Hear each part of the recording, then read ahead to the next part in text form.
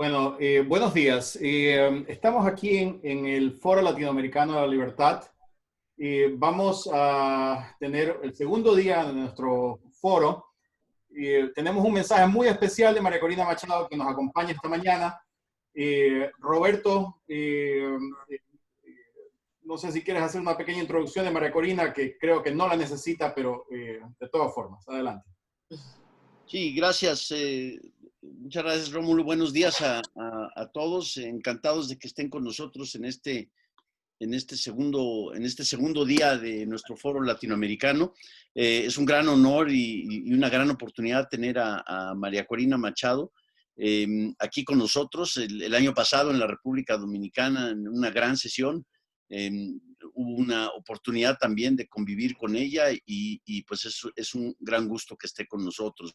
Antonella Martín, nuestra asociada del Centro para América Latina en Atlas Network, ha trabajado muy cercanamente con María Corina, con gente de su equipo, con toda la red que existe en Venezuela para esta gran lucha y esta fuente de esperanza que nos han dado a todos los latinoamericanos de ver cómo, a pesar de la pandemia y a pesar de ese rapaz autoritarismo que están viviendo, aquí hay una luz y una esperanza y ciertamente una fuente de lo que puede suceder en el futuro. Así que yo quisiera pasarle la palabra a Antonella, que quién mejor para presentar a nuestra distinguida oradora en estas palabras inaugurales del día 2 del Foro Latinoamericano. Antonella, te paso el micrófono. Gracias. Bueno, muchas gracias, Roberto. Muy buenos días a todos los que nos están escuchando y viendo del otro lado. Fue un gusto también en estos días ver tantas caras conocidas, tantos amigos de la libertad. Y bueno, para mí en esta mañana es un gran honor, un gran placer también poder hacer esta introducción a una de las personas definitivamente que está llevando una tarea colosal en esta batalla por la libertad, no solo de Venezuela, insisto, sino también de toda América, de todo nuestro continente. Una mujer que siempre ha mostrado tener convicciones firmes, valores claros, principios, una mujer que siempre se ha animado a llamar a las cosas como lo que realmente son, con coraje, una mujer que nunca ha titubeado a la hora de enfrentarse a esa larga lista de enemigos de la libertad, ¿no?, que hemos visto en toda América Latina y precisamente en Venezuela. Yo siempre recuerdo ese video en el que María Corina se enfrenta a Hugo Chávez, donde le dice en su cara que expropiar es robar.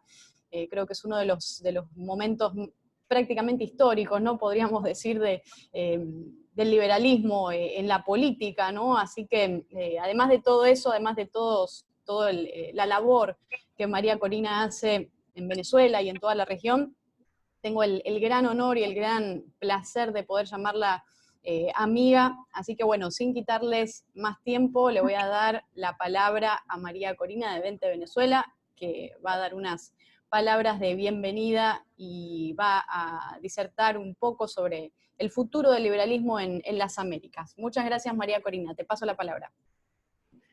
Bueno, muchísimas gracias a ustedes. Estoy muy honrada, Roberto Salinas y Antonella Martí del Centro de América Latina de Atlas Network, a todo el equipo de Atlas por esta oportunidad. Creo que este es el tipo de cosas que en un momento que para mí es una encrucijada histórica para el futuro de la libertad, de la justicia y desde luego del liberalismo en las Américas tenemos que hacer.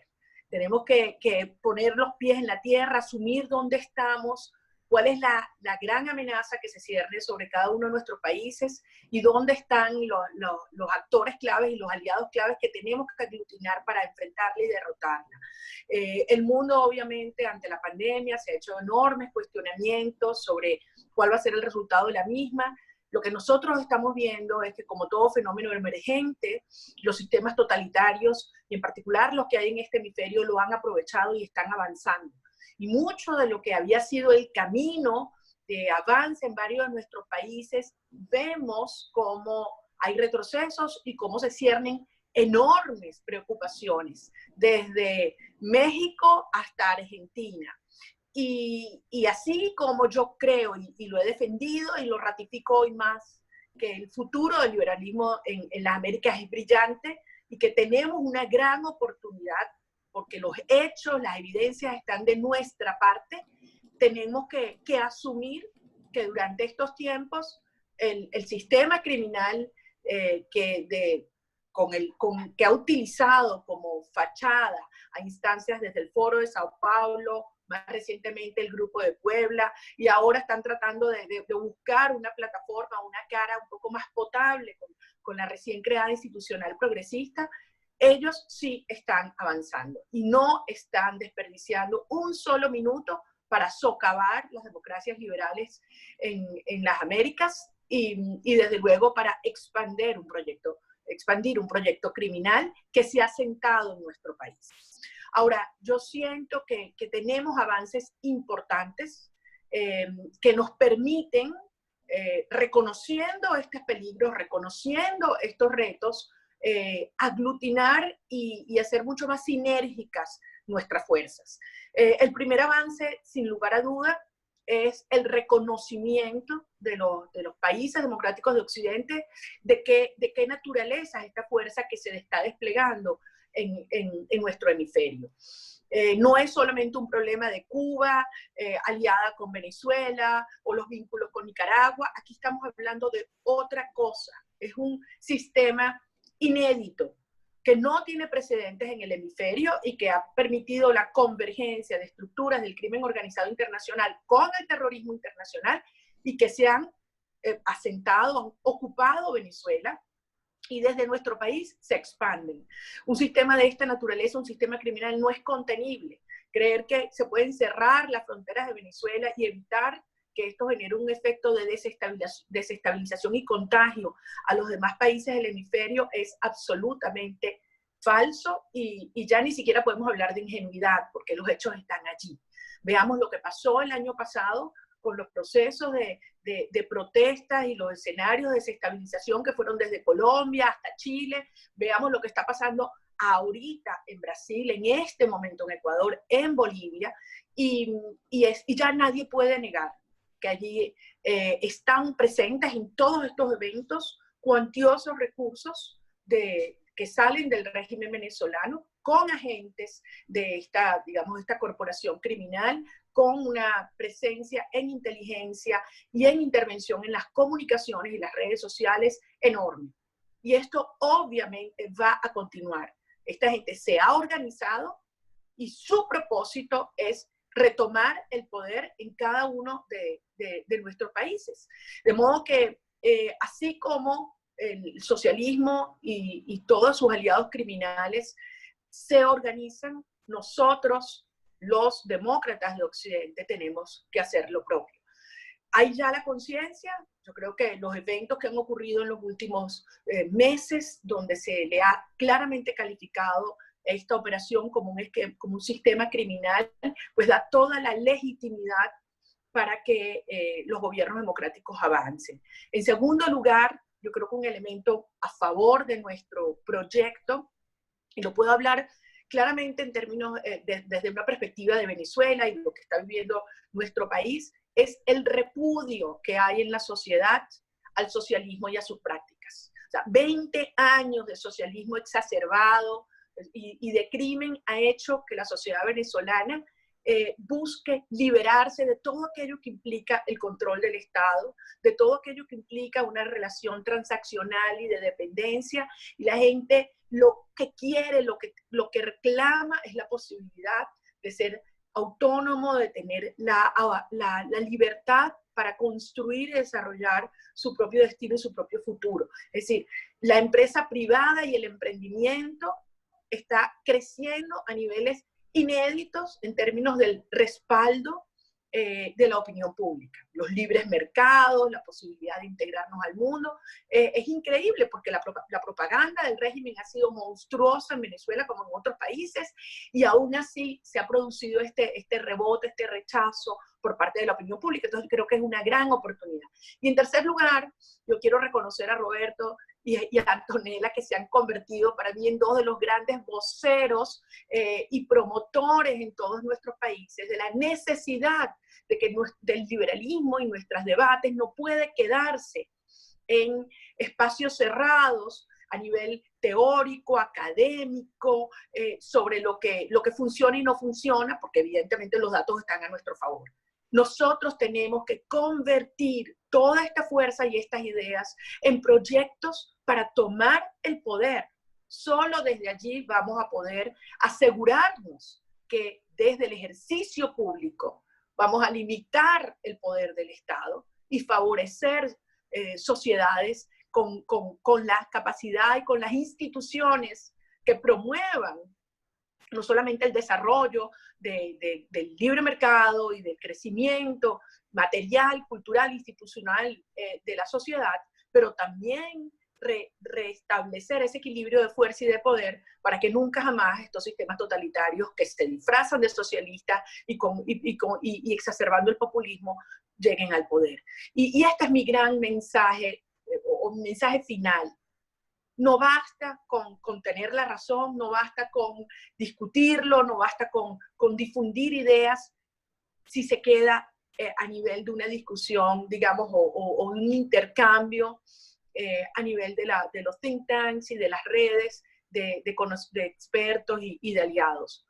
Tenemos que convertir esta energía, estas ideas en proyectos para tomar el poder y desde allí transformar nuestras sociedades. Y tenemos que hacer en conjunto.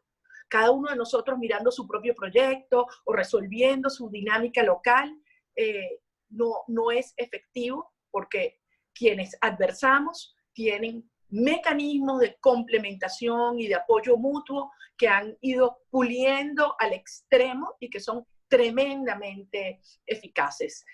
Nosotros tenemos el talento, tenemos las ideas que funcionan, tenemos las ganas, tenemos los aliados que estamos aquí reunidos hoy, y creo que este es el momento de avanzar consolidando esta estrategia. Así que en un momento muy duro para mi país, tengo que decirlo, lo que vivimos es absolutamente indescriptible. Yo permanezco con la absoluta confianza y la esperanza de que Venezuela no solamente va a desalojar la tiranía con el apoyo de los aliados de Occidente, sino que se nos abre la gran oportunidad para las ideas liberales por primera vez en nuestro país, y estoy segura que Venezuela dejará de ser un país que proyecta crimen y desestabilización a los sistemas liberales, sino que va a irradiar bienestar, fortalecimiento de las instituciones y la demostración que solo con la libertad un país puede surgir y tener prosperidad y bienestar para todos sus ciudadanos. Así que muchísimas gracias por esta oportunidad. Estoy súper honrada de poder participar una vez más en esta actividad del Atlas Network. A ti, Roberto, y a mi querida amiga Antonella, una vez más, mi agradecimiento profundo como venezolana y como latinoamericana, y yo sé que vamos a hacer cosas increíbles juntos en los tiempos por venir. Un abrazo gigante y muchísimas gracias. Muchas gracias. Muchas gracias, María Corina. De veras, no sabes qué inspiradoras tus palabras. Sabemos mucho del gran trabajo que haces tú, que hacen otras grandes personalidades y protagonistas de la libertad en tu país. Sabemos y estamos muy orgullosos del trabajo que ha hecho Antonella en Venezuela, y sabes que estamos aquí todos para apoyarte. Si tú ves el chat box, verás cómo se te quiere, cómo se te admira, y la fuente de esperanza que eres para varios de nosotros. Es un gran honor tenerte, María Corina, y ya pronto podremos estar celebrando uno de estos encuentros en tu propia tierra. En persona, celebrar aquí los vamos a recibir. Muchísimas gracias. Un abrazo grande. Gracias. Mucho, cuídense mucho. Gracias. Gracias. Rómulo, muchas gracias. Te paso la palabra. Muchas gracias, Roberto. La verdad es que es un poco difícil empezar el siguiente panel después de semejantes palabras tan poderosas, potentes, y vamos a tratar de seguir hablando un poco sobre lo que ha dicho María Corina. El liberalismo ante la incertidumbre. ¿Cuáles son las propuestas o qué es lo que nos puede decir el liberalismo? Yo quisiera empezar presentando a nuestros panelistas, a Gonzalo Schwartz, que es del Archbridge Institute, que está en los Estados Unidos, Ricardo Gómez, de la Red Liberal de América Latina, de Brasil, y Axel Kaiser, de Fundación para el Progreso, de Chile. Yo quería empezar con una pregunta muy simple, ¿no? Pero un poco hincando las cosas. ¿Tiene futuro el liberalismo en Latinoamérica? Axel, ¿podrías empezar tú respondiendo y por ahí nos vamos? Sí, muchas gracias por la invitación y a María Corina por sus palabras. Es realmente admirable, después de todo lo que han pasado en ese país y lo que ella personalmente ha tenido que experimentar, que mantenga ese optimismo y ese espíritu de combate, de lucha por la libertad en una sociedad en la cual muchos ya no tienen esa misma esperanza y son pesimista respecto del futuro. Ella mantiene la bandera de la libertad y en la historia la recordará por eso, no cabe ninguna duda. Bueno, para ir a tu pregunta, Rómulo, ¿tiene futuro el liberalismo en América Latina? La respuesta no me parece obvia. Lo más fácil sería decir, por supuesto que tiene futuro el liberalismo en América Latina, lo hemos demostrado, hay gente que cree en la libertad, abraza estos valores. No, yo no creo que eso sea necesariamente así. La historia de América Latina es una, en realidad, en la cual el liberalismo ha sido más bien una corriente marginal desde el punto de vista del ordenamiento social, es decir, ha tenido roles muy importantes, pero al menos el liberalismo clásico, como lo entendemos nosotros, con Estado de Derecho, con libertad económica, con instituciones serias, no ha sido la regla general.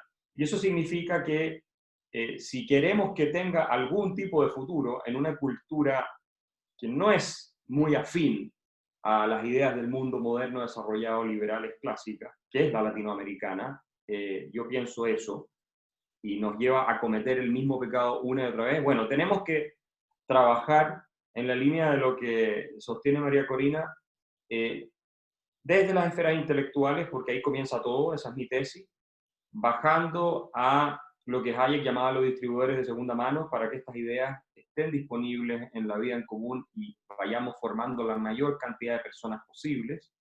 Y por último, en la arena política, para tener proyectos que desde el poder logren las transformaciones en función de la libertad y de ese modo establezcamos instituciones sostenidas tanto desde el punto de vista de la estructura estatal como desde la perspectiva de el apoyo ciudadano y la cultura, ¿no? John Stuart Mill decía que ninguna institución subsiste sin el apoyo de la opinión pública, y esa es la verdad. Y Chile es un buen ejemplo de eso. Acá la opinión pública ha girado muchísimo en contra del sistema de libertad económica que tenemos, y lo más probable es que lo terminemos destrozando de aquí a la próxima década. Entonces, tiene futuro en la medida en que nosotros hacemos un buen trabajo y tenemos la energía, el espíritu, la garra y la disposición de lucha y recursos, ojalá, que son siempre escasos. Si no existe eso, el futuro, el liberalismo en América Latina no tiene ningún futuro. Esa sería mi pregunta, mi respuesta en términos muy resumidos. Muchas gracias, Axel. Ricardo, en estos tiempos en los cuales parecería ser que el miedo es el gran enemigo de la libertad, todo el mundo quiere seguridad del Estado, todo el mundo quiere de alguna forma tratar de pedir ayuda del gobierno, ¿no? Parecería ser que Brasil va un poco en contra también, ¿no? ¿Qué tú crees que habría que hacer, ¿no? Para poder hacer mejor las cosas de lo que se han venido haciendo. Bueno, buenos días a todos. Yo tenía una lista de los problemas brasileños, pero después de escuchar a María Corina, hablemos de otras cosas, ¿no? Bueno, yo sí creo que tenemos futuro, porque seguramente pasado y presente no tenemos, ¿eh? Así que solo lo que nos queda es hablar del futuro del liberalismo. Yo lo veo como que lo tendremos en partes. No tenemos una tradición como la de los Estados Unidos, de un mito fundacional del país tan fuertemente liberal que por generaciones ha garantizado habría que averiguar si siguen siéndolo, pero por muchas generaciones garantizó que los Estados Unidos fuesen la casa de la libertad. Esto no nos ocurre a nosotros latinoamericanos. En Brasil, acá, bueno, hablar de liberalismo sigue siendo, en parte, es algo muy alienígena. En parte sí hemos logrado bastante. Yo pienso que esta pandemia, o pandemia, no sé cómo decirlo. Pandemia, trae aspectos de oportunidad y de amenaza, obviamente, como todo. En Brasil no tuvimos un lockdown nacional. El presidente no declaró un lockdown, pero los gobernadores y los alcaldes sí lo hicieron. La Suprema Corte, cuando Bolsonaro dijo que no iba a declarar un lockdown, la Suprema Corte declaró contra la Constitución que cualquier gobernador y cualquier alcalde puede hacerlo por sí. En Brasil hay 5.571 alcaldes, cada uno de ellos con poder de declarar un lockdown, y 27 gobernadores. Y eso se hizo a través del país. ¿Representa una amenaza a la seguridad y a los derechos? Claramente. Pero es quizás una semilla de algo de federalismo que nunca hemos tenido. O sea, hay que verlo con algo de optimismo, ¿no? Que ya dije a Rómulo y a Gonzalo que no es lo mío eso de optimismo. Pero sí parece una semilla de algo de federalismo que no hemos tenido en un rato en Brasil. Hay una crisis con la Suprema Corte muy, muy fuerte. El Supremo Tribunal Federal básicamente vació los poderes del presidente para repartirlo con los estados. Las amenazas que veo son básicamente que ante la crisis económica que todo eso ha provocado, la gente salió a pedir un plan Marshall. Y la pregunta es ¿con plata de quién? ¿No? Porque el plan Marshall se dice con plata de los Estados Unidos, con inversiones en Europa, y acá, ¿a quién vamos a pedir inversiones en Brasil? Esta es una amenaza. Ya un 15% de la población vive de programas sociales y de pagamientos que hace el gobierno federal. Los gobernadores o los alcaldes, todos que salieron a cerrar el comercio, ahora dicen, miren, yo sí lo puedo cerrar, pero para ayudarte en lo económico, para eso solo el presidente. Yo no tengo presupuesto para ayudarte, solo el presidente. O sea, una desconexión entre los que toman las decisiones y los que enfrentan la responsabilidad de la decisión que han tomado. Obviamente, porque es Brasil, ya hay escándalos de corrupción en compras de equipamiento para hospitales, respiradores, ventiladores, todo eso, camas de intensive care units, todo eso se están comprando con escándalo de corrupción, sobreprecio y todo más. Lo que sí me parece muy positivo es ayer lo comentaron, el hashtag Never Needed. O sea, la cantidad de burocracias y trámites necesarios para abrir un negocio y para invertir en Brasil se están reduciendo por la crisis. Y eso me parece positivo. La gente se da cuenta que nunca necesitó de verdad de tanta intervención estatal. Se están postergando el cobro de algunos impuestos. Hay mucha conversación sobre deregulation, de regulamentar para que podamos volver a crecer.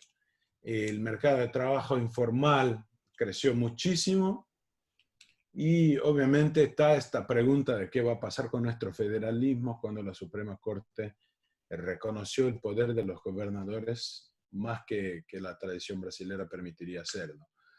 O sea, son tiempos en que hay amenazas, la gente vuelve a mirar al Estado pidiéndole planes keynesianos de inversión para retomar el crecimiento, pero al mismo tiempo, y eso es clave, en Brasil y en todos los países, me parece. La gente sintió una disminución de la libertad. La gente lo sintió.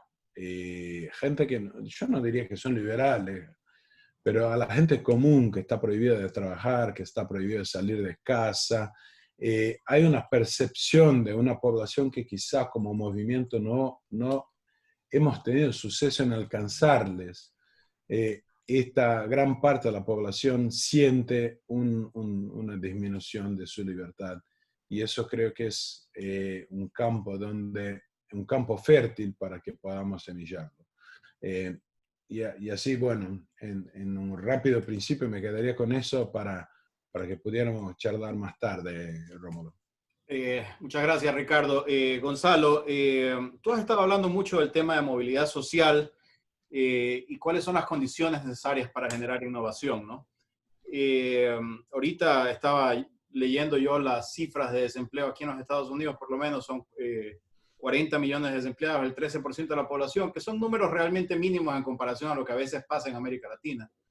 ¿Qué tú crees que falta? ¿Qué habría que hacer en esos términos, ¿no? O sea, para lograr que de alguna forma salgamos de este bache. ¿Qué nos ofrece el liberalismo al respecto? Muchas gracias por la pregunta, Rómulo. Entonces, como tengo media hora para hablar y contestar esta pregunta, me la tomo. No, pero voy a intentar conectar una respuesta ahí, tal vez con lo que tenía de comentarios en estos temas. Y con tu pregunta anterior, y un poco trabajando sobre eso y los temas que hablaban Axel y Ricardo, estoy de acuerdo como que no hay pasado o presente a veces, o ha habido como una montaña rusa de victorias y derrotas en cuanto al liberalismo en la región, más derrotas aquí, ¿no? Pero yo creo que si queremos que la región prospere, tiene que haber un liberalismo en el futuro. No hay duda que tiene que estar ahí. Si creemos en nuestras ideas y que son la solución para que haya más prosperidad, más movilidad social y más florecimiento humano, human flourishing, como se dice aquí, tiene que ganar el liberalismo. No hay ninguna duda que tiene que existir. Porque la gente, como decía Ricardo, no es diferente a nosotros, nosotros como movimiento, como otras personas en otros países, que quieren tener mejores vidas con más prosperidad para ellos y sus hijos. Entonces, la idea es adaptarnos a eso en el contexto local y ver cómo buscamos soluciones para que más gente pueda tener más prosperidad y movilidad social. Creo que la pregunta ahí, muy importante, es si nuestro movimiento está preparado para hacerlo y va a ser el que lleve el liberalismo a una nueva etapa o que tenga un futuro. Eso ya es una pregunta más abierta que podemos hablarla más, o la hemos hablado anteriormente, si hay un impacto del movimiento en la región. Pero que tiene que haber un futuro, tiene que haber. Entonces tenemos que adaptarnos a eso e intentar trabajar en esos temas. Yo creo que, como decía Ricardo, hay oportunidades muy importantes de temas que como liberales podemos hablar y aprovechar sobre esta crisis. Ahora, el tema con esta crisis es una crisis de salud, obviamente es una pandemia, pero es una crisis como justamente es el título, de incertidumbre y de falta de datos. O sea, no tenemos datos, es un nuevo virus, pero en realidad es una crisis de incertidumbre y eso es lo que ha llevado a muchos gobiernos a tomar las medidas que han tomado porque falta información. Falta información y datos ya finales o mucho más estudiados sobre cómo se comporta el virus, cómo se contagia realmente, finalmente, si hay más información sobre eso, números de casos reales que hay, mientras más test haya, realmente cuánta gente ha sido infectado o no, eso se está saliendo poco a poco, o se está conociendo, resultados de qué medicamentos o vacunas que ya se están probando van a funcionar. Entonces ahora hay 18 medicamentos a nivel mundial que se están probando, hay 10 vacunas actualmente que ya están con pruebas en cuanto a personas, o sea que ya están con una segunda fase de pruebas, pero hay 114 vacunas que se están probando.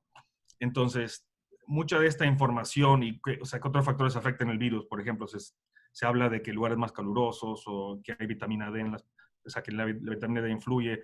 Toda esta información va a acabar reduciendo la incertidumbre y va a poder la gente, tal vez gobiernos, sacar las medidas tan autoritarias y tan fuertes que han tomado. Pero ese es el punto, que tiene que haber más información para que la gente, aparte, aunque se saquen todas las restricciones al comercio y demás, que la gente se sienta confiada de salir, que eso es importante. Pero habiendo dicho eso, lo que yo creo que se precisa en el trabajo de los think tanks, en el trabajo del movimiento liberal, es, para hablar de estos temas, es aprovechar, como ya ha mencionado Ricardo, un proyecto aquí del CEI, Never Needed, o con mucha otra gente está trabajando ya en sus países, que escuchábamos ayer con Guillermo, con Fernanda en México Evalúa, y con Alejandro, con Joan en Argentina, aprovechar la situación para reducir regulaciones que después puedan reactivar la economía más rápido. Y resaltar cómo la burocracia y la regulación han matado, han vuelto los sistemas de respuesta de los gobiernos más lentos, como que eso pasó en Estados Unidos, mostrar cómo gastos necesarios que fueron tomados antes de la pandemia en muchos aspectos, excepto en el sector salud, han dejado el sector salud muy mal parado. Entonces, esos temas se pueden resaltar y resaltar el fracaso a nivel de líderes políticos y mostrar cómo los emprendedores y la innovación puede impulsar un rebote más rápido, y es el sector que más activo ha estado en intentar ayudar. Entonces, la idea es que después de que ya se vuelvan todas estas, se salgan todas estas restricciones, cómo se reactive más rápido la economía. Porque al final de cuentas, el principal vehículo para la movilidad social es un trabajo. Los planes sociales que estamos viendo, en el mejor de los casos, ayudan temporalmente o ayudan en estos casos como en emergencia, pero falta generación de trabajo, generación de empleo para que haya más una movilidad social sostenible. Entonces hay que enfocarse en qué barreras han habido antes y aprovechar esta pandemia para remover esas barreras regulatorias, burocráticas, para abrir negocios más rápido, para remover barreras burocráticas en general, para que se reactive más rápido la economía. Entonces, yo creo que para el tema de la región, obviamente muchos think tanks aquí en la conversación que ya están trabajando localmente y tienen las ideas localmente de qué es lo que hay que hacer. Hay que ponerse manos a la obra, ¿no? Como eso es al principio, si queremos que el liberalismo tenga un futuro. Pero en Estados Unidos hay otros temas que puedo hablar, pero como decía Ricardo, el proyecto de CEI tiene muchas regulaciones que podríamos empezar a remover. No sé si eso responde a la pregunta. Sí, por supuesto, Gonzalo. Axel, me comentaban que tú estás trabajando actualmente en un libro nuevo, una especie de libro sobre la neoinquisición, de la que estamos hablando en este momento, desde antes de la crisis, en el cual uno dice, muy bien, ahí está. Ya está escrito el libro, no tenía idea. Está publicado, está en la edición española. Muy bien, muy bien. Está entre los más vendidos ya en España, así que estoy contento con eso. Muy bien. ¿Podrías hablarnos un poco al respecto de eso ahí? Porque me parece que si algo se ha dado en esta crisis es de que hay una especie de inquisición, ¿no? de voces que difieren sobre la narrativa oficial, ¿no? Y a veces parecería ser que las medidas, la narrativa, a veces es contradictoria. En ciertos lugares están a favor de que usen máscaras, de que no usen máscaras, de que nos vamos a morir todos, de que nadie se va a morir. O sea, esto es un desastre y pienso yo que no vamos a encontrar la solución a los problemas si es que no tratamos de solucionar ese problema de libertad de expresión. Ves como plataformas electrónicas como Twitter, Facebook, hacen algo de filtrado y la verdad es que hay muchas cosas locas que circulan, pero también hay muchas cosas serias que han sido bloqueadas, ¿no? Entonces, quiero que me comentes de tu libro y me hables un poco tu perspectiva al respecto alrededor de esta crisis y el liberalismo, o sea, cómo el mercado de libertad de expresión es importante. Sí, el libro es un trabajo bastante profundo y extenso sobre el colapso de la esfera pública como espacio de diálogo racional y su reemplazo por una cultura del victimismo que postula la emotividad, la mera subjetividad de los individuos como el único criterio válido para aproximarse a los problemas de la vida en común. Y eso tiene un fuerte componente generacional también. Las nuevas generaciones están siendo educadas en una forma en la cual su fragilidad psicológica está incrementando de manera exponencial. Eso es uno de los descubrimientos y tesis de Jonathan Haidt de la Universidad de Nueva York y Greg Luke, que nos lo han hablado en este libro The Coding of the American Mind, que no solo se aplica para Estados Unidos, se aplica para todo Occidente. Y al fragilizar psicológicamente por una cultura de la sobreprotección a los estudiantes, y que se refleja también en los medios de comunicación, esta cultura del safetyism y de no ofender a nadie, tú los conviertes en personas incapaces de lidiar con su propia frustración y con opiniones que les molesten. Si a eso tú le agregas una dosis de ideología de izquierda radical que ha capturado buena parte de las facultades de humanidades de las mejores universidades del mundo y que postula, ¿cierto?, que la sociedad occidental es una, por definición, inmoral, indecente, opresiva, donde fundamentalmente el hombre blanco heterosexual es el responsable de todos los problemas, y de oprimir, ¿no es cierto?, y marginar grupos que se describen como víctimas. Si tú le sumas a eso, tienes el cóctel completo y perfecto para la destrucción de la convivencia democrática, que es aquella basada en las normas liberales de igualdad ante la ley y de igualdad de trato, de discusión racional. La única forma de resolver los problemas de la vida en común civilizada es el diálogo racional, basado en la evidencia y las leyes de la lógica. No existe otra. El resto son conflictos. Pero si tú tribalizas la discusión y sostienes que existen grupos que son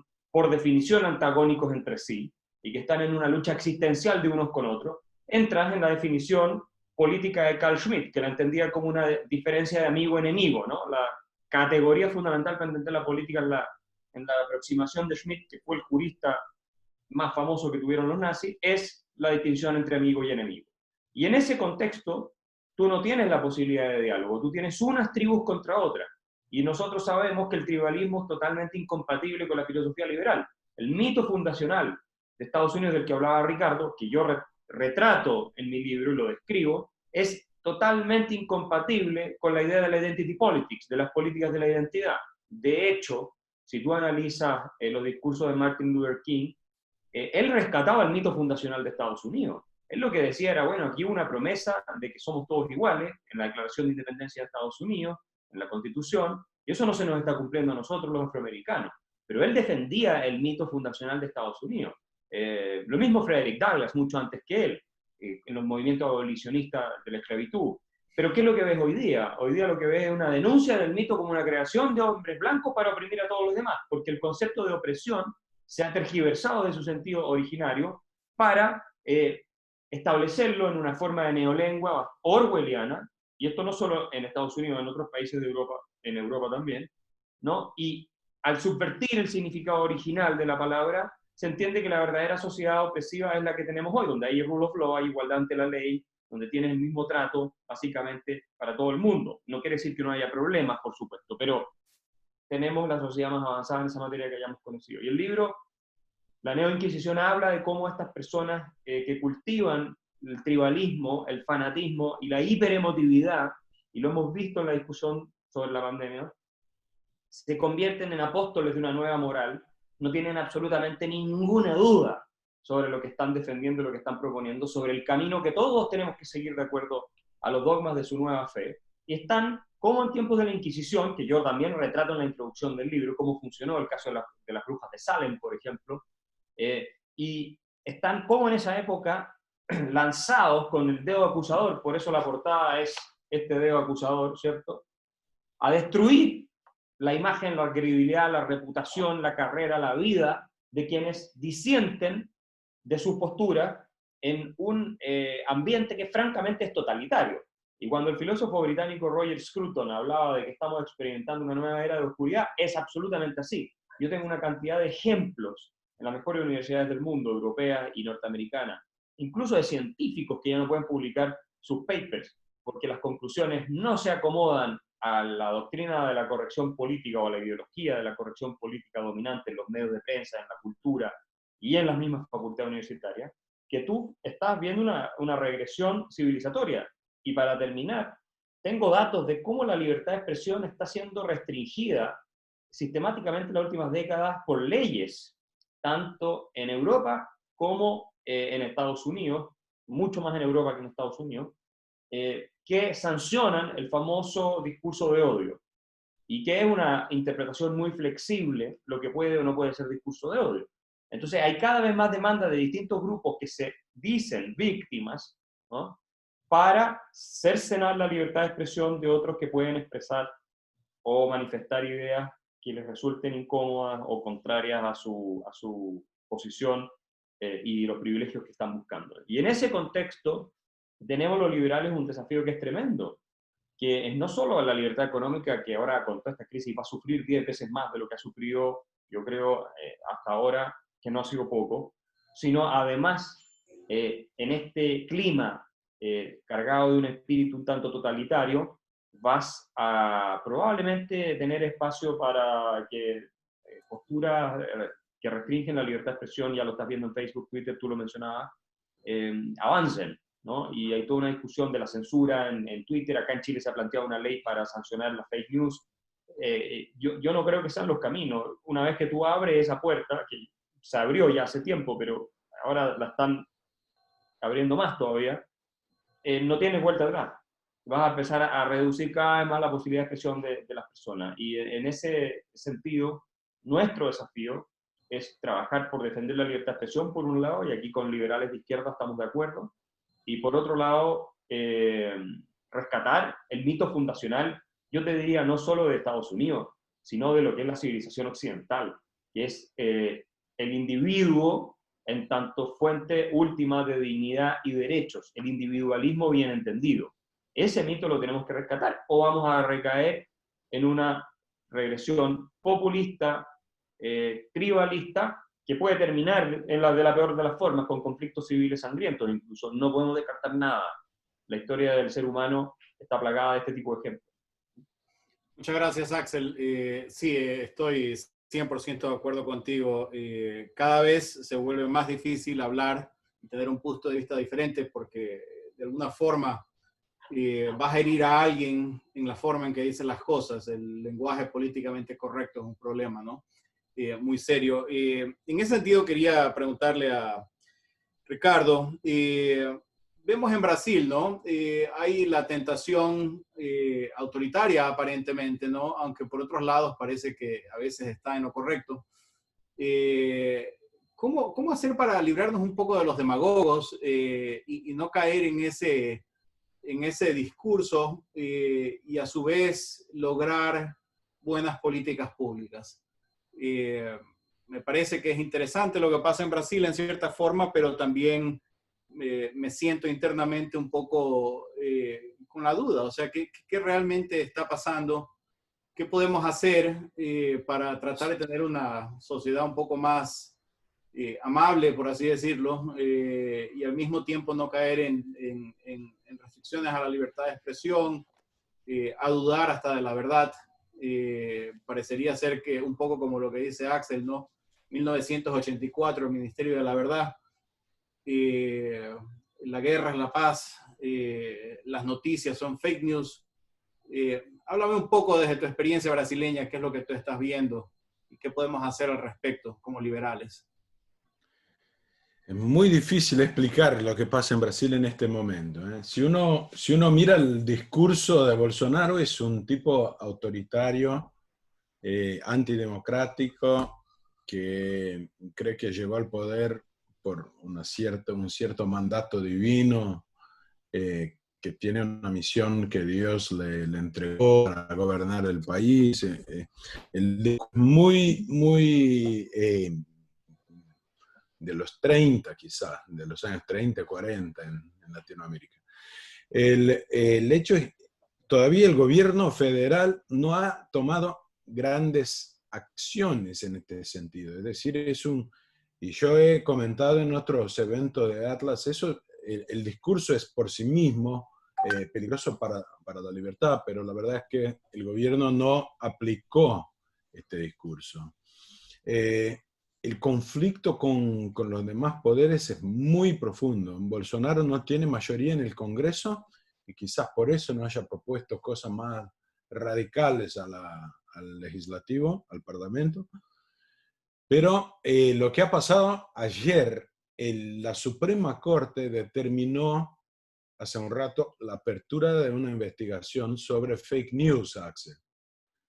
Y no fueron los fiscales quienes determinaron la apertura de la investigación, quien pidieron la apertura de la investigación, sino un ministro de la Suprema Corte, un juez de la Suprema Corte determinó una investigación sobre fake news y determinó ayer que se hiciera una búsqueda en la casa de 17 periodistas y apoyadores del presidente porque administraban un sistema de distribución de fake news. Está claro que solo de una parte del espectro ideológico, ¿no? La están investigando. Que un ministro de la Suprema Corte sea el que determina la investigación, el que la conduce, el que preside el inquérito policial, la investigación policial, y el que juzga el mismo proceso, ya es un escándalo constitucional, pero está pasando. Bolsonaro todo eso solo lo que dice es que no va a aceptar una dictadura de la Suprema Corte, y algunos de sus ministros dicen que eso es muy peligroso para la estabilidad institucional. Estos ministros son todos generales, hay 7 generales entre los ministros, o sea, el militarismo creció demasiado en Brasil, algo que no pasaba desde los principios de los 80, es decir, desde los 70. Es un lío constitucional. El presidente con su discurso no ayuda para nada. La Suprema Corte toma acciones bastante graves.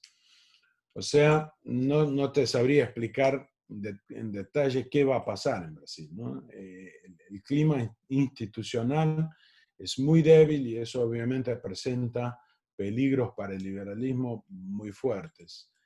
Los liberales que están en el gobierno están hoy solamente en el Ministerio de Economía.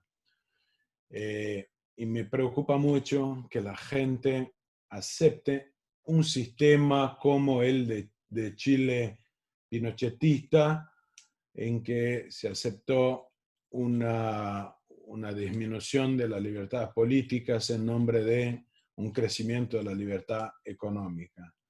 Los liberales brasileños estamos muy, muy seriamente dedicados en este momento a decirles que la libertad no es divisible y que no podemos aceptar menos libertades políticas en nombre de tener más libertades económicas. Y ese es un momento muy, muy curioso en la historia de Brasil, ¿no? En que finalmente echamos a la izquierda del poder, la botamos del poder, pero un gobierno que no, por ejemplo, no da entrevistas a la prensa, porque la prensa es de izquierda. Está muy, muy, muy complicada la situación. La verdad es que la prensa sí es de izquierda, y si ustedes leen los noticieros, asisten a los noticieros o leen a los periódicos fuera de Brasil, parece que estamos en una dictadura militar bolsonarista, sin lockdown y todo. No es así, pero el discurso es muy, muy malo. O sea, es un momento de incertidumbre institucional en el país. Ricardo, me parece que has tocado un tema importantísimo, el tema de las instituciones. Yo la diferencia más grande que veo entre Trump acá y el Trump tropical brasileño, un poco es el peso de las instituciones en este país, que de alguna forma mantienen las cosas relativamente estables con una división de poder y evitan cualquier exceso que pueda haber en el lenguaje o en las formas o de cualquier manera. Gonzalo, tú que has estado siguiendo un poco el tema sobre cuáles son los elementos institucionales para lograr movilidad social, innovación, ¿dónde crees que en Latinoamérica que la gente está haciendo mejor las cosas? Sé que eres uruguayo, Uruguay ha salido en las noticias ahora último. ¿Podríamos referirnos a lo que está pasando en Uruguay? Es muy pronto todavía. ¿Dónde realmente parecería ser que las instituciones funcionan de mejor manera para lograr ese despegue, esa recuperación una vez que pase esta pandemia? Sí, gracias por la pregunta, Rómulo, un poco compleja. Obviamente en Uruguay hay mucho de la garra charrúa, como le decimos, fue como para recordarle también a Ricardo el Mundial del 50, ya que estamos en la conversación, el maracanazo, pero bueno, eso es tema para otro momento. Pero sí, no, Uncalled for. en Uruguay hay, como creo que hablaba Ignacio ayer, todavía no se sabe mucho. Hay buenas perspectivas porque hay un mejor gobierno que respeta más la libertad y las instituciones, y eso va a ser un cambio de paradigma en Uruguay. Veremos hasta cuándo tengan ese apoyo, pero hay una predisposición para hacer bastantes cambios, no cerrar mucho. Ahora, muchos también dicen o piensan que también puede ser una cuestión de suerte, que como comentaba al principio, que el virus tal vez no se esté moviendo tanto en lugares donde hace más calor en estos tiempos, que la densidad poblacional en Uruguay, en general, en Montevideo, es bastante chica. No sé, hay factores ahí que también es un factor de suerte, pero sí, Uruguay está posicionado para, yo creo, por lo que he visto, por lo que he hablado con gente de la red allá, como Agustín Iturralde y Hernán Bonilla en el CED, que bueno, que Hernán ahora nos dejó justamente por el gobierno. Entonces esperemos que teniendo algunos liberales en el gobierno vamos a hacer mejor las cosas allá, pero como que hay una predisposición y hay una ley de urgencia que se aprueba en los primeros días, que todavía, a pesar de toda esta pandemia, todavía se va a empezar a debatir y a votar Congreso en las siguientes semanas. Entonces hay una predisposición para eso. Ahora, en cuanto, digamos, a facilitar más emprendimiento e innovación para que la región pueda saltar más rápido, ahí es donde no sé quién lo va a hacer mejor, y no creo que estamos en una posición pre-pandemia para pensar que alguien esté mejor posicionado, porque digamos, en índices de innovación y doing business, todos los países están de media tabla para abajo, digamos. Chile en el índice de innovación está en la posición 51, pero después es el primero entre la gente de América Latina. Brasil 66, Panamá 75, entonces innovación no sé si va a ayudar a generar, pero si pensamos simplemente en creación de empleo y doing business, igual tampoco estamos bien posicionados.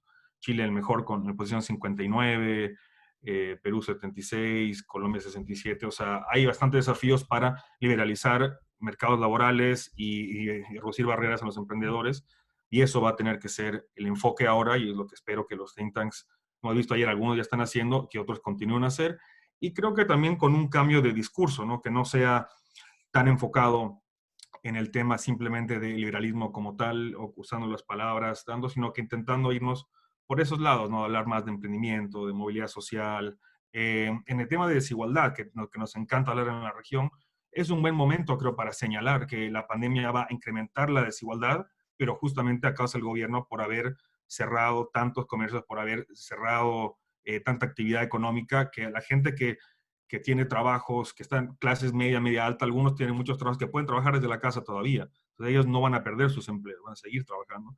Las clases bajas son las que están más afectadas, ya sea en América Latina o ya sea hasta aquí también. Entonces la desigualdad, si ese es el tema que le gusta más de la izquierda, por ejemplo, podemos meternos a ese ámbito y decir, bueno, por causa de una mala respuesta gubernamental, tal vez exagerada o tal vez no, pero excesiva, vamos a ver más desigualdad. Si eso es lo que les interesa de la izquierda, para poder saltar, para poder que haya un rebote de la economía más rápido y reducir esas desigualdades que se están generando ahora, ¿no?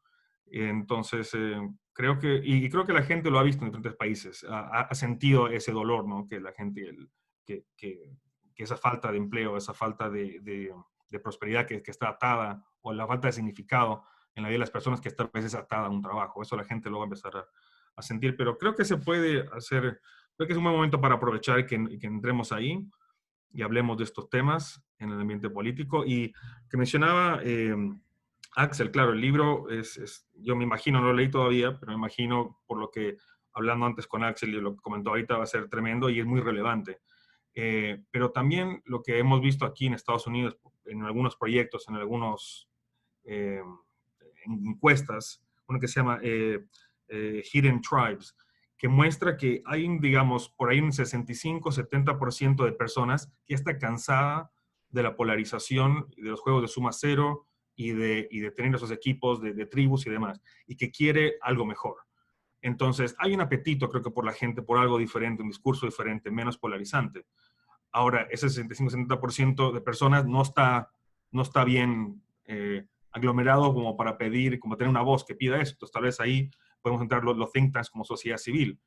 Y el otro problema es que ese 30-35% de minoría de personas que sí está polarizada, hacen, o sea, son los menos, pero hacen más ruido, están más en medios sociales, están más en las universidades, como decía Axel, empujan más estos temas de corrección política en journals de cualquier índole, desde ahora lo que lo estamos viendo en economía también, en otros temas que sociología, psicología, historia, todo que ya han sido cooptados por la izquierda desde hace mucho tiempo.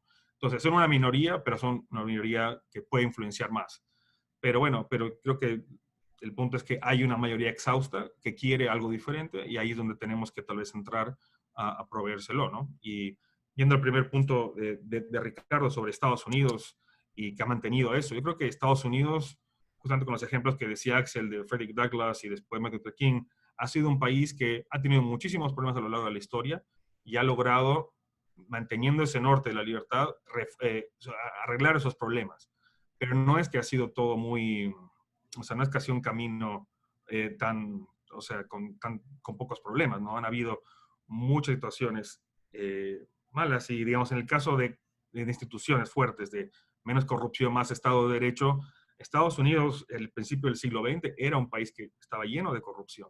Había muchos problemas. Hay un libro que se llama la paradoja de la prosperidad, Prosperity Paradox, de Clay Christensen y Fosa de Jomo y Karen Dillon, que les recomiendo que lean, que muestran cómo el caso de Estados Unidos al principio del siglo XX era muchísima corrupción, pero el generar innovaciones y mercados nuevos, el generar más prosperidad, llevó a que después esa corrupción se baje y las instituciones más fuertes, ¿no? Teníamos documentos, o sea, instituciones más fuertes, ya de entrada, por documentos legales y demás, pero igual, en la práctica todavía no estaba tan respetado otros aspectos, pero la prosperidad dio lugar a que pase eso. Entonces, hay que pensar todavía más en emprendimiento, innovación, generar más prosperidad, en vez de esperar, en vez de como de veces queremos hacer en la región, bueno, cómo podemos planificar, cómo podemos escribir mejores constituciones, cómo podemos desde arriba implementar mejores instituciones. En realidad, eso es mucho más difícil que simplemente empujar más el aspecto del emprendimiento, innovación, prosperidad, que después da lugar a mejores instituciones en el largo plazo.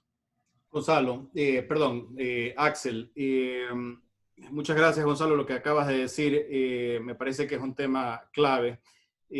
Axel, vamos con las preguntas y quería preguntarte, ¿no? Tenemos a Mechi Richards de Libertad y Progreso y una de las cosas que le quería preguntar a Axel, no entiendo un poco bien, pero me imagino que a lo mejor tú lo entiendes mejor. Dice, ¿cómo se imagina la Carta Fundacional de Latinoamérica o de Chile en particular? Si ve alguna oportunidad del COVID para esto. Me imagino que se refiere a la Constitución o a los proyectos de discusión de Constitución que han habido en Chile recientemente, ¿no? Si es que van de alguna forma a haber cambios o si es posible incluso tener una discusión de ese nivel en un ambiente tan restringido, donde hay una neo-inquisición en la cual el que habla distinto de lo que la izquierda piensa, pues te caen en pandilla encima, ¿no? Axel. Sí, América Latina es el continente, la región del mundo con la mayor cantidad de experimentos constitucionales, más que África. Y es lo que dice Gonzalo, nosotros creemos que reinventando una carta fundamental, escribiendo todo tipo de deseos en esa carta, vamos a transformar la realidad, lo cual es completamente absurdo y de hecho es una de las razones de nuestro atraso, porque la incertidumbre institucional que se genera cada vez que vas a cambiar una constitución es tremenda. Normalmente además las constituciones en América Latina cumplen el rol de incrementar el poder del Estado, del gobernante, y no de limitarlo, por lo tanto son caminos hacia la arbitrariedad y en Chile estamos en un proceso en este minuto de discusión constitucional. Había un referéndum en abril que se postergó a octubre, y en octubre vamos a tener la posibilidad de votar si aprobamos o rechazamos la idea de crear una nueva constitución. En caso de crearse una nueva constitución, si es que va a ser una asamblea constituyente o una convención mixta donde van a participar políticos elegidos. Mientras tanto, vamos a tener todavía el Congreso, que es el que debiera reformar la Constitución, funcionando. Entonces, es una cosa de locos, delirante, que demuestra que Chile finalmente no es una excepción en América Latina. El peso de la historia nos está arrastrando de nuevo a la mediocridad clásica de nuestra región, a la incertidumbre institucional, al populismo, a la demagogia, y es muy difícil combatirlo. Yo no tengo claro si los chilenos van a tener la sensatez en octubre de votar en contra. Hasta ahora, la gran parte, muestran las encuestas, votaría a favor de hacer una nueva constitución porque piensa que con una nueva constitución va a ser mejor la salud, la educación y los derechos sociales, que es el discurso que se ha metido desde las élites intelectuales de izquierda en Chile y que han abrazado en parte las de derecha también por razones de popularidad y en parte también por su propia cobardía. Entonces, si entiendo bien la pregunta de Magda, de Mechi, ¿quién era? Mechi. Mechi. Entonces, la verdad es que vamos a seguir teniendo estos experimentos constitucionales y vamos a pagar un costo muy elevado, y creo que Chile va a pasar a ser el nuevo ejemplo, si es que no corregimos el rumbo, todavía no lo doy por perdido, pero el nuevo ejemplo de un país latinoamericano próspero como fue Argentina en algún minuto, ¿cierto?, que se arruinó por deshacerse de la inspiración que tenía su constitución liberal. Hay un gráfico que estaba circulando hace poco de cómo Argentina comienza a decaer económicamente luego que se deshacen de la constitución de Alberti. Me llegó, lo estaban circulando en las redes sociales. Y eso, Chile hay que mirarlo con atención, porque ha sido el país más exitoso tal vez en la historia de América Latina, por lo menos en los últimos 50 años, y podemos perderlo. Así que si ese era el punto de la pregunta, creo que cada país tiene que resolver su problema y tratar de generar un precedente para el resto. Chile había cumplido ese rol de faro para el resto de América Latina, pero ahora se va a derrumbar probablemente y vamos a perder el faro que teníamos en América Latina. ¿Quién va a quedar de ejemplo? Vamos a ver, no sé, surge tal vez otro. Costa Rica parece que lo está haciendo, Costa Rica, Panamá, quiero decir, creo que lo está haciendo relativamente bien. De hecho, ya no superó en términos de ingreso per cápita, lo cual es algo que no había ocurrido en mucho tiempo, que Chile no fuera el país de más alto ingreso per cápita en la región, o de más desarrollo, en fin. Entonces, estamos perdiendo posiciones y no veo mucha esperanza en grandes países en América Latina de marcar una nueva ola de liberalismo hacia adelante. No lo veo en México, no lo veo en Brasil, se podía pensar, pero ya no se ve de manera clara, como bien explica Ricardo, tampoco ni hablar de Centroamérica, muy complicada la situación. Así que ese es el punto, y cómo instaurar la narrativa liberal. Eso es lo que va a ir tratando o logrando corregir el mito fundacional de América Latina, que esto es muy contrario a lo que fue en Estados Unidos. Bueno, tenemos otra pregunta. Esta aquí es de Pedro Isern, de Sescos, en Uruguay. Es una pregunta un poco más política, pero yo le voy a dar un giro un poco más general, ¿no? Ricardo, ¿cómo ha sido el desempeño de Moro como ministro? Al final del día, ¿cometió un gran error en aceptar ser parte del Ejecutivo o no?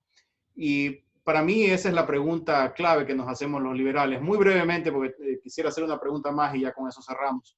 El gran dilema de los liberales es, ¿participamos o no participamos en el gobierno o en las instituciones democráticas? Ayer se habló del tema. Este señor Moro, tengo entendido que él se hizo famoso con el caso Lava Jato, si no estoy equivocado, y a muchos liberales le pasa eso, ¿no? Se sienten como que con miedo de participar en la política por temor a ensuciarse, ¿no? Bueno, lo quiero contestar muy rápidamente. Antes quiero meterme en este tema que Axel y Gonzalo mencionaron, y yo también, de las instituciones. Es que acuérdense que las constituciones, cuando no están, cuando no las sostiene el poder político, no son más que papel, no son más que ink, tinta sobre papel. Las instituciones brasileñas se comportaron muy bien durante el gobierno de Dilma Rousseff, y Moro fue parte de eso, y ahí mezclo las dos cuestiones. Moro fue parte de eso, fue un juez independiente, la Suprema Corte actuó de manera independiente, la Lava Jato, la operación de investigación de corrupción, fue muy independiente, y ahí funcionaron las instituciones. Fue un momento de mucha esperanza, y que tuvimos de que la Constitución y las instituciones se estaban fortaleciendo. Luego, en este momento, la Constitución brasilera, para que se suspendan garantías constitucionales, requiere que el presidente declare estado de defensa, que escuche el Consejo de la República, el Consejo de Defensa, y someta el decreto de declaración de estado de defensa al Congreso para que lo apruebe en 24 horas. Ese es el sistema constitucional brasilero para suspenderse garantías constitucionales. Pues viene la pandemia y que dice la Suprema Corte que para cerrar el comercio, determinar a la gente que no puede salir a la calle, prohibir a que reúnan en su casa más de 5 personas, es suficiente el decreto de un alcalde, cualquiera de los 5.000. Y la gente lo aceptó. O sea, faltó obviamente las 3 primeras palabras de la Constitución americana. We the people. O sea, la gente no apoyó la Constitución, defendió el poder que le otorgó la Suprema Corte a cualquiera. Bueno, Moro salió del Poder Judicial, podría haber disputado las elecciones presidenciales, sería presidente. Tenía una popularidad gigantesca. Asumió el ministerio y no se dedicó a hacer una batalla ideológica como quiso el presidente. Tampoco impidió que la Policía Federal investigara a los hijos del presidente por corrupción y por sus líos ahí que sí existen. Pero salió mal del gobierno. Salió acusando a Bolsonaro de intervenir en la Policía Federal y no logró demostrarlo. No hay pruebas. Hay una grabación de una reunión ministerial en que Bolsonaro dice exactamente las cosas que lo hicieron ganar la elección, que la izquierda son todos HDP, que la prensa son todos HDP, que hay que enfrentarlos, que estamos salvando el país del comunismo, no sé qué. La gente pues, volvió a crecer Bolsonaro, que estaba en baja. Y con eso Moro quizás no pueda caminar en la calle hoy. La gente lo abuchea donde pasa, porque traicionó a Bolsonaro. Está claro que fue un error y tendrá que buscar una posición quizás en el escenario internacional, en Amnistía Internacional, o no sé, va a dar charlas en el exterior cobrando dólares, porque en Brasil puso su popularidad a perder. La izquierda lo quiere mal porque detuvo a Lula y la derecha lo quiere mal porque atacó a Bolsonaro. O sea, probablemente va a vivir en Europa, en Bruselas. Otra neo-inquisición como la que nos habla Axel. Quisiera terminar, ser fiel al tiempo, pero quiero que los 3 me comenten brevemente, 1 minuto, 2 minutos, sin mucho.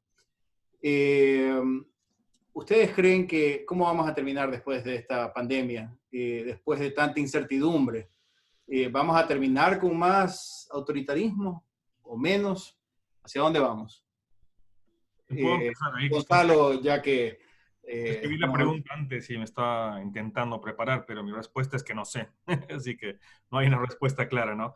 Es que depende mucho. La idea, obviamente, que los gobiernos se están tomando muchas atribuciones y quieren ser más autoritarios y vemos eso en todos los países.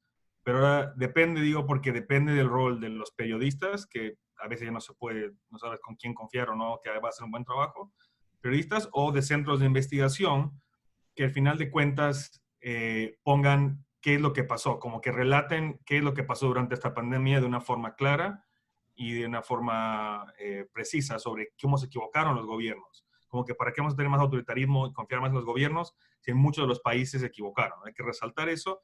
Y la gente, que tal vez, que mucha gente sí puede estar siguiendo ciegamente y tiene ese pánico y miedo por la incertidumbre, cuando haya más certidumbre, realmente van a ver o no fue tan grave, o sí fue grave, pero los gobiernos hicieron de más y al final cerraron tanta cosa que me dejaron sin trabajo. Entonces, va a haber mucha gente que no esté muy contenta con el gobierno por todos estos cierres. En Estados Unidos se está viendo eso de una manera, para mí, a mi gusto, un poco extrema, con todas estas manifestaciones y con armas, que ya es otro nivel, pero no me parece que sea así apropiado, pero hay mucha gente que sí está enojada con estas medidas, y aquí y en todas partes. Ok, gracias. Axel, la misma pregunta. ¿Terminaremos con más autoritarismo después de la pandemia o no? A mí me parece que vamos a terminar con menos libertad, con más intervención estatal, sin ninguna duda en lo económico. Creo que se van a desatar procesos populistas desbocados en muchos países producto de la crisis a la cual sumergió el mundo toda esta pandemia. Estamos viendo pésimas ideas en Chile, ya estamos discutiendo cuestiones que nunca se habían discutido antes, como que el Banco Central financie directamente el gasto público, impuesto al patrimonio de 2,5% de gente con 10 millones de dólares para arriba, se está discutiendo fijación de precios, se está discutiendo todo tipo de cosas por gente de derecha, de izquierda, nacionalizar los fondos de pensiones, todo eso se está planteando hoy día en Chile. Me parece que Europa no lo está haciendo mejor. El anuncio de Merkel, que es uno de los grandes mitos construidos por la narrativa de la prensa internacional, con Macron de producir eurobonos por 500.000 millones de euros, va a terminar siendo el clavo en el ataúd del euro en el mediano plazo, porque los países no lo van a pagar de vuelta y va a potencialmente destruir la unión monetaria. Tal vez no ocurra, pero de todas maneras va a generar muy malos incentivos fiscales a estos países que están en desorden fiscal.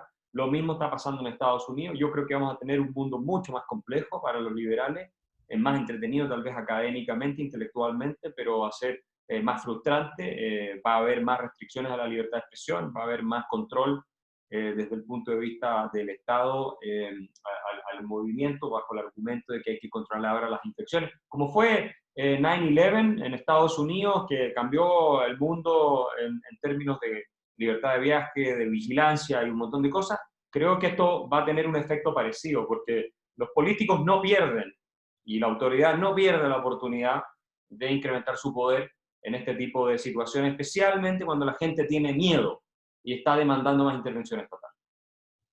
Gracias, Axel.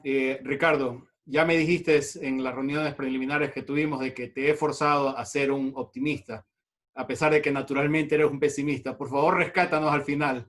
Cierra con algo positivo, por favor. ¿Vamos a terminar con más autoritarismo, sí o no? No, yo comparto con Axel la visión que tiene de que en corto plazo las cosas se van a poner más feas. Pero la lucha por la libertad no termina nunca. Es un boxeo donde no hay knockouts. Siempre viene otro asalto. Así que se van a sumar a nuestra causa los que sienten que tuvieron sus libertades atacadas, que no pueden salir a abrazar a su familia, no pueden ir al parque, no pueden ir al mercado, no pueden trabajar, no pueden vender, no pueden negociar. Esto quizás se suma, esta gente se puede sumar a nuestra causa, la causa de la libertad.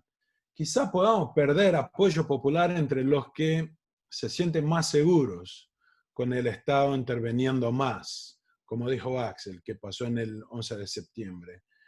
Pero entre este saldo de los que vamos a perder y los que vamos a ganar, no sé cómo será. Sí estoy seguro que habrá más asaltos y que nuestra lucha sigue. Podemos a veces dar paso atrás, pero como dije, la lucha por la libertad, que es lo que nos apasiona a todos que estamos en esta sesión, es una lucha que no termina nunca. Así que es un capítulo más de la historia de la relación entre las libertades y los gobiernos. Si podemos perder este asalto por puntos, no sufriremos knockouts, y así que hay que levantarse, pues quizás cambiar los guantes y empezar otro asalto más, porque ahí viene una nueva oportunidad para nosotros, que podremos mostrar una vez más que solo saldremos de esta crisis y los países que solo saldremos de esta crisis con libertad, y los países con más libertad son los que van mejor después de eso todo pasar. Así que si algo de optimista puedo tener es que creo profundamente en la lucha que nosotros todos podemos dar por la libertad. Muchas gracias, Ricardo. Creo que ha sido un panel muy interesante. Los invito a la siguiente sesión que empieza en unos 10 minutos ya, porque nos hemos comido 5 minutos del receso. La información está aquí en el chat box, si es que está a un lado o si no abajo. Así que por favor los invito a esto aquí. Les agradezco a Axel, a Gonzalo y a Ricardo por tan maravillosas presentaciones y a María Corina, por supuesto, por tan lindo mensaje que nos ha dejado al inicio del programa. Muchas gracias. Gracias, Rómulo. Hasta luego. Luego, muchachos. Gracias.